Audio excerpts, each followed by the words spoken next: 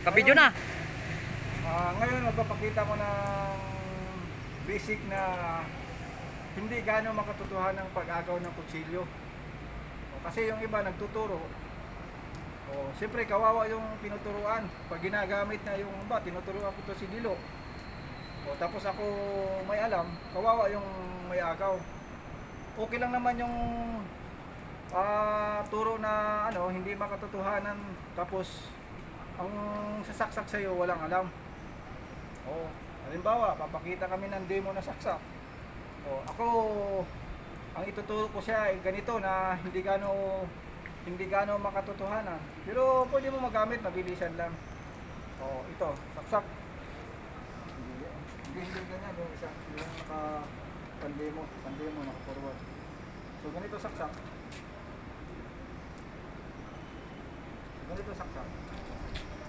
Okay, pandemo yan ha. Papakita ko sa iyo ang pandemo na agaw at pandemo na saksak. Yung gagawin niya, pandemo na sa saksak. So gagawin, okay, yan, ganyan lang isaksak dito. Kailangan matuto kang umiwas.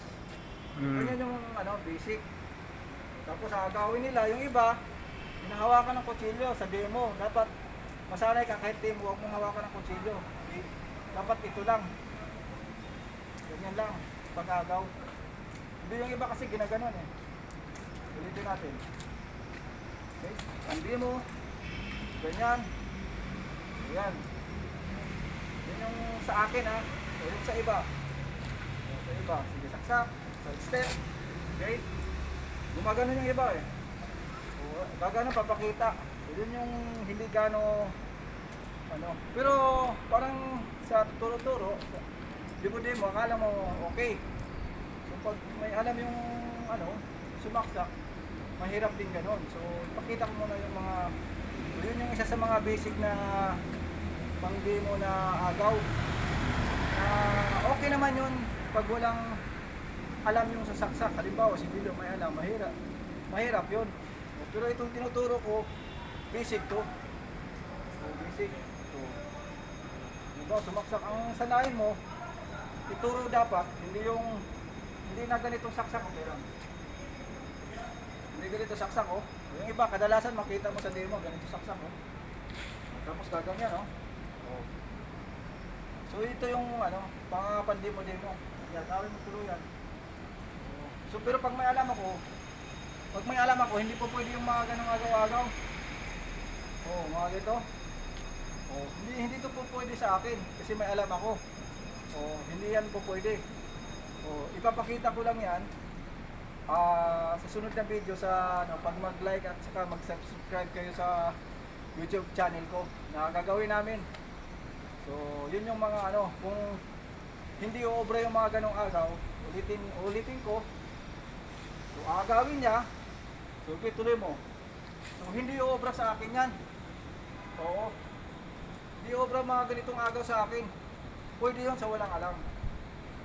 So yun yung mga mga disadvantage sa mga pero pandemo pa yun Ito pandemo pa yung gagawin namin paano na pag hindi pang mga killer yung mga sanay sa galing probinsya na matindi ang sumaksak. So ito pandemo lang sunod papakita ko rin yung pangkatotohanan na saksak, So ito yun hindi gaano makatotohanan ito. So, kitang-kita Sa demo pwede, susunod-sunod lang ako. Sa demo, pwede yun. Pero sa totoo, sa akin, hindi obra yun.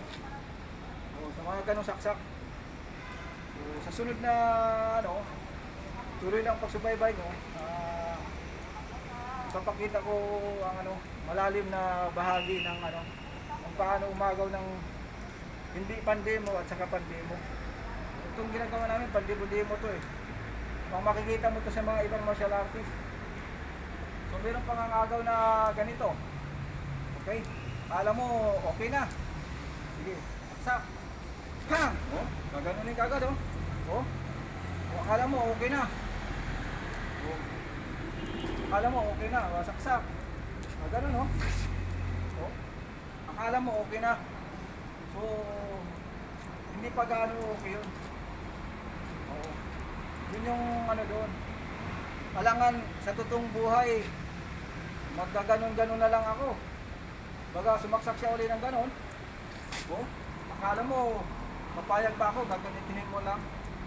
So, magkaroon muna tayo ng mga mga ilang pambuno.